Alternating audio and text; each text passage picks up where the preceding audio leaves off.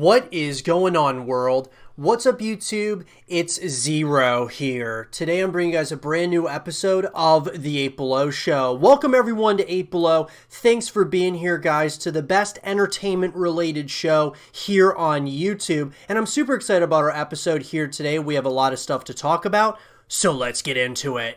A movie that has been delayed a number of times and is very anticipated by many people, that being Indiana Jones 5, guys. This is a movie that people have been waiting for and have been wanting to see a continuation of for a long time. And we've been teased that this movie was going to be coming out a while ago, and it's all of a sudden just continuously, like clockwork, been delayed time and time again. So in this first segment of the show, I want to talk about where is Indiana Jones 5 at this point in time. So let's talk about it. In an article, guys, that was written by Vinny Mancuso of Collider, Indiana Jones 5 delayed a year to 2022. Disney confirmed a massive reshuffling of its major upcoming titles due to the pandemic, and the much delayed and untitled Indiana Jones 5 got caught in the mess. The film, which was previously dated for July 9th of 2021, has been moved to July 29th, 2022. This is just the last hiccup in what's been a wild ride getting Indiana Jones back on the screen. A process that's been happening on and off again pretty much ever since Kingdom of the Crystal Skull debuted in 2008. Just this February, the franchise made a massive shift when it was announced James Mangold would take over directing duties from Steven Spielberg, marking the first time anyone other than the Raiders of the Lost Ark filmmaker would helm an indie feature. So, right off the bat here, guys, number one, Indiana Jones 5 has been delayed a number of times. I mean, it's almost like every time I'm like reading about some movie news, it seems like Indiana Jones and Avatar are the two movies that are getting delayed, almost indefinitely at this point.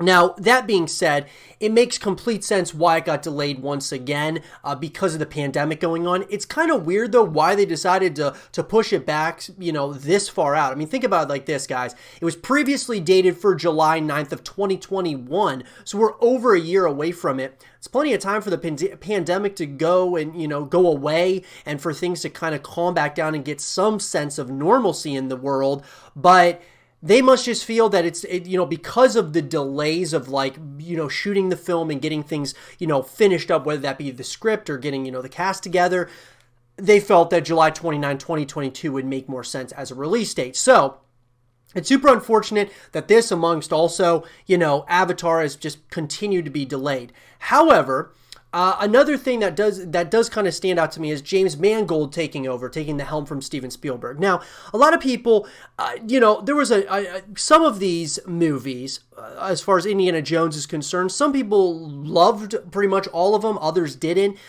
Kingdom of the Crystal Skull, I think a lot of people probably feel like that was probably the weakest of all the Indiana Jones movies up to this point. I probably would have to say I would agree with that, but I still feel that Steven Spielberg is Steven Spielberg. He should still be the one kind of helming this thing. James Mangold taking the helm. It could, of course, it's going to go one of two ways. It's either going to be a great step in the right direction, or it's going to be, another setback almost, similar to what Kingdom of the Crystal Skull was. I feel a little bit nervous not having Spielberg as the main guy, but James Mangold, I think that he might be able to do a pretty good job. Now, Harrison Ford, he's still set to reprise the lead role. And according to the actor, production was scheduled to start right around now. Now, Harrison Ford, guys, him, continuing to be Indy is very interesting. He's getting to that age where I feel like he needs to pass the torch on to someone else to kind of helm this franchise moving forward. If he doesn't, I feel like it's just going to get kind of stale and it's going to feel very unrealistic depending on what they decide to do with it. I feel like it's about time, though, that Harrison Ford passes the torch on to someone else, and either they end the franchise with Indiana Jones 5 or it continues with a younger, kind of a younger actor to kind of take his place. That being like Tom Holland. I know they had Shia LaBeouf, of course, in Kingdom of the Crystal Skull, but, somebody who kind of helms this franchise moving forward. Assuming this movie ever makes it to the screen, and despite all the obstacles and the fact Crystal Skull is an unholy abomination better left unmentioned, I still want it to happen. Plot details are still few and far between. Back in February, the most Lucasfilm president Kathleen Kennedy would offer is that it's not a reboot, it's a continuation. So look, guys, I mean, there's a ton of movies that have been postponed to later in the year, later, into, future years, and Indiana Jones 5 is no different in this instance. But I agree where there's, stating that Kingdom of the Crystal Skull was just not that good of a movie. At the end of the day, guys, it just wasn't. I mean, I liked kind of what they were trying to do, and I respected it, but it just didn't land in a number of areas, and it's really unfortunate. But I do think that having Indiana Jones 5 come out, trying to make it kind of like the last go-around for Harrison Ford as Indy, and maybe giving somebody else a chance to helm the franchise, that being like James Mangold over Steven Spielberg, maybe giving that kind of someone else to kind of see, what might help move this franchise in the right direction. I'm totally up for that. But at this point, where is Indiana Jones 5, guys? Well, doesn't look like production started yet. Doesn't look like it's going to probably be starting really anytime soon, unfortunately. Hopefully, this thing gets kind of moving here after this pandemic kind of, everything kind of calms down in the world somewhat. Hopefully, we get right back, to getting some stuff, filmed, at least principal photography and things of that nature for Indiana Jones 5. And I think that at this point, it's not like in a limbo state. It's not in a place where, I don't think it's on an indefinite hiatus. It's certainly something that's slated to come out, and once those cameras start rolling, it'll certainly feel a lot more real. But I'd love to hear from you guys. What do you guys want to see in Indiana Jones 5? What are you the most excited about? Should this be the last Indiana Jones featuring Harrison Ford? Should he pass the torch on to someone else? Or should it just be the last Indiana Jones film, period? Let me know what you guys think in the comment section below. And for more Indiana Jones 5 content and videos, stay here with Zero TV.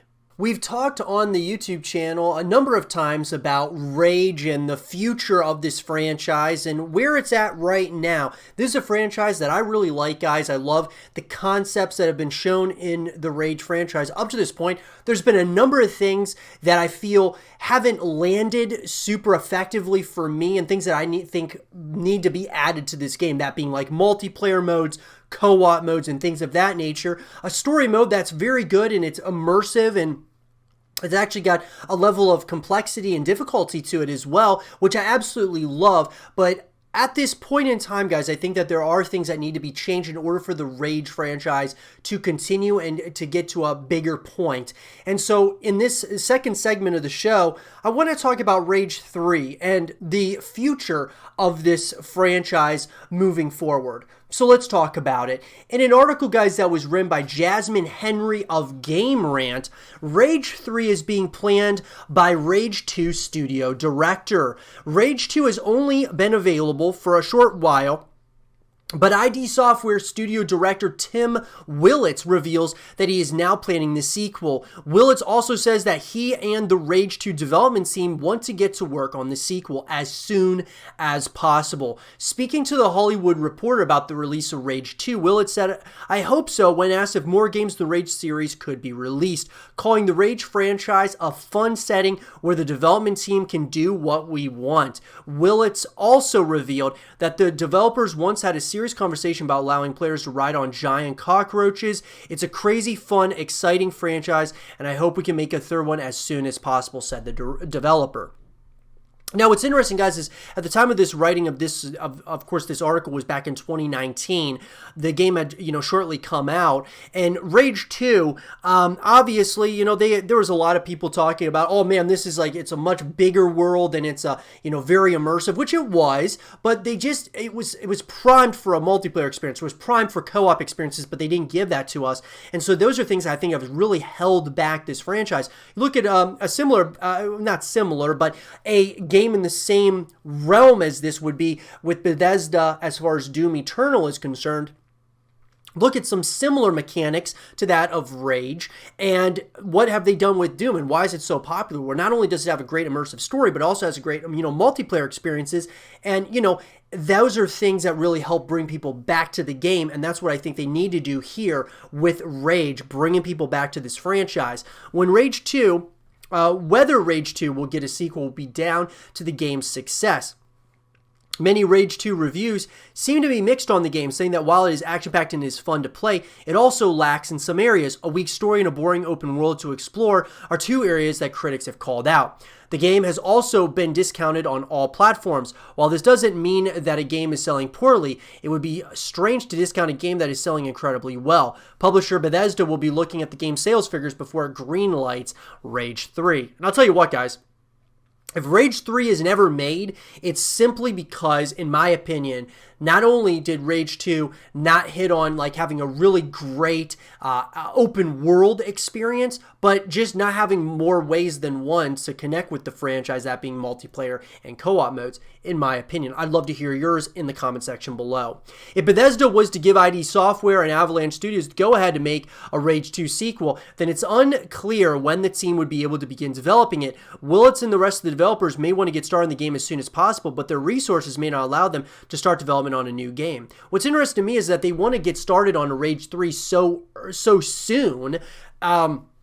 When Rage 2 had just shortly had come out, hasn't been out that long, and the fact of the matter is that you want to already bring out Rage 3 when there's still things with Rage 2 that need to be done, like having expansions and things of that nature. Adding multiplayer would be great, just to at least try it out with Rage 2, just to see what else they could really do. And I don't think that Rage 2 sold incredibly well, just because in a the first-person shooter genre is very, there's just so much oversaturation. So people are going to be watching their spending dollars as far as where they want to put their money when it comes to these games, and I believe a full package for Rage 2 would have sold a lot better, in my opinion. ID Software is also working on Doom Eternal, which of course already came out, and Avalanche Studios' next game hasn't been announced, but it isn't known if the developer would start work on Rage 3 without ID Software.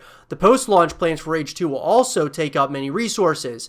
Rage 2 will have world events as well as new content such as weapon skins, more cheat codes, and wasteland challenges, and these will all be released to players for free. There are also plans for premium paid story expansions. All of these mean that fans will likely be waiting for years for Rage 3 to be released. And I agree.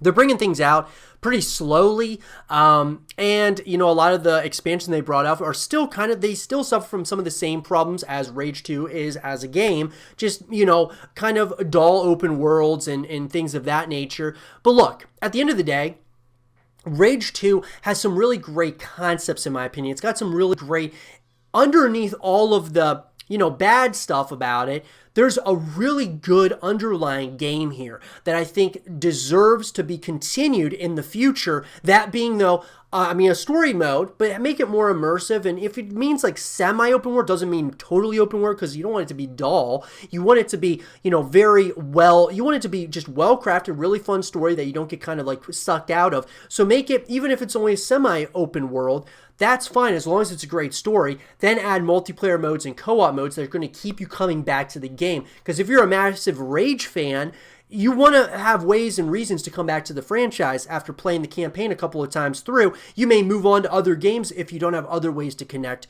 with the game. So we talk about it all the time on the YouTube channel, guys. At the end of the day, this is a franchise that's primed for multiplayer experiences and co-op experiences. So make that happen, Bethesda and ID Software. Make these things happen, and I think that Rage 3 will see the light of day, and hopefully at this point, hopefully it's not too late, but hopefully they do see the light of day, and it's given one last chance and has a full package deal that can really get us, coming back to the franchise. But let me know what you guys think. In the comment section below, what do you guys want to see in Rage 3? Do you think this is a game that is going to be coming out at some point or another? Let me know what you guys think. And for more Rage 3 content and videos, stay here with Zero TV. I want to talk about Ratchet and Clank, and that's exactly what we're going to do in this last segment of the show, guys, is talk about a franchise that has been one that's been popular and kind of dates back to the early 2000s, and We haven't really seen a continuation of this franchise in the past number of years now. And so I want to talk about what happened to Ratchet and Clank, and is there a possibility that we could see this franchise continue at some point in the future? So let's talk about it. So guys, as I said, Ratchet and Clank is a franchise that dates back to 2002 when we got the very first game. And over time, guys, you had a number of expansions or, new games in the franchise that kind of were ways in which that we could continue connecting with this franchise. And it's a really great, exciting game, guys, that has, you just could play for hours upon hours and was really, a lot of fun. And we got the very last game that came out was in 2016, Ratchet and Clank on the PS4. Now, what I will say is this, is that you had from 2002 to 2005, you had new games or new expansions every single year. You had a year off in 2006, and then from 2007 to 2009, new games and expansions consistently throughout. 2010, you took a break, and then from 2011 to 2013, you had more expansions, more games, and then a few years after that, you of course had the Ratchet and Clank PS4 version of the game. And look, guys, at the end of the day, I think that really what happened to Ratchet and Clank can really comes down to, in my personal opinion, one thing. And one thing really only, because when you look at everything revolving around Ratchet and Clank, you can also see that there were overall the reception of these games most of the games were met with pretty, positive reviews, guys. I mean, some of the expansions and things of that nature weren't, some of them didn't get rated really high, but the main games in this franchise were getting 90s, anywhere between the 60s to 90s range is pretty much what you're looking at on Metacritic, which honestly, okay, let's just say that, obviously 50% is average, so you're up 61, so you're a little bit above average, all the way up to 91%. That's pretty good when you look at the stretch of time.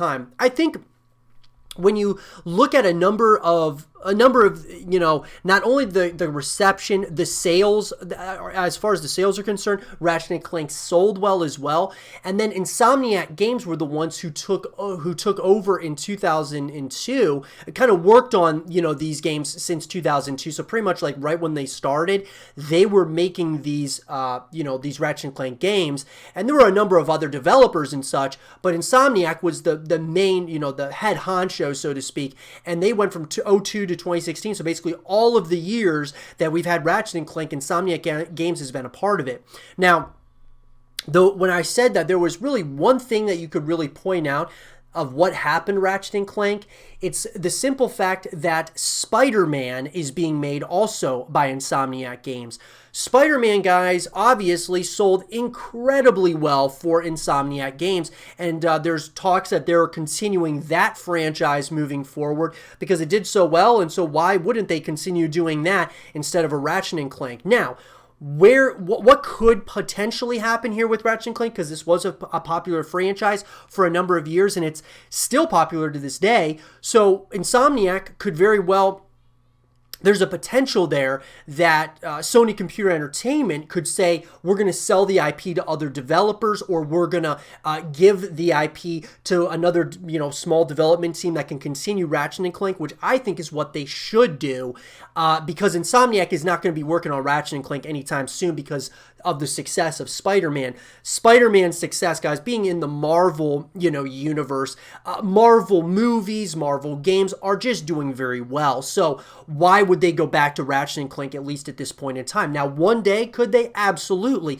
If they got big enough and they could have multiple teams working on multiple games, that's certainly something that could happen. But I would say that the best case scenario would be that Sony, Computer Entertainment decides, the publisher, of course, of this franchise, takes the IP and gives it to another developer to work on, because there's a ton of developers out there, guys, that would love to work on Ratchet and Clank. So, in my opinion, I think that what happened to Ratchet and Clank comes down to one word: Spider-Man. Spider-Man happened for Insomniac Games, and now they're running with that. And I'm sure that it's probably, that series is going to be very successful for Insomniac Games. I played Spider-Man myself, and I thought it was a great game. Very fun, just slinging around the city. It was a lot of fun. So I would assume they're going to continue with that success. Ratchet and Clank is definitely a franchise that deserves to coexist with other games, of course, in the world of gaming. So I believe we will see a Ratchet and Clank at some point or another in the future. Smaller developer working on it, or a smaller team at Insomniac Games start working on it. I think the best case scenario, though, is having just another developer that comes in to develop it, that's passionate about just Ratchet and Clank as an IP. Not, because Insomniac's working on, one main thing. So I think they should just continue working on that one main thing and have all hands on deck with Spider-Man. Have another, developer, a smaller developer, or even the same size, work specifically on Ratchet and Clank. I think would be great because it's still a very popular franchise. So is Ratchet and Clank ever going to come back? It's hard to say at this point, guys. I mean, at the end of the day, when you look at everything, you look at the reception, you look at the sales, you look at, just how the stretch of time this series has gone on for, I think it definitely deserves to coexist and could continue moving forward into the next generation of consoles. I think would be a great time with the Xbox Series X, the PlayStation 5. I mean, it's obviously a PlayStation exclusive, but I think that having it, of course, on PlayStation 5 would be absolutely awesome. And, hopefully that is something that Sony decides to do, at some point or another, is come back to this franchise, get some updated graphics. I think there's a lot more adventures for Ratchet and Clank than just what we got up to this point in 2016. But anyways, guys, I want to hear from all of you guys. What do you guys think happened to Ratchet and Clank? And would you want this franchise to come back at some point or another? Let me know in the comment section below. And for more Ratchet and Clank content and videos, stay here with Zero TV. And with that being said, everyone, I hope you guys did enjoy this episode of the 8 Below Show. And if you guys did, leave a thumbs up, subscribe if you're new, stay positive, and as always, I'll talk to you guys all in the next one. Peace.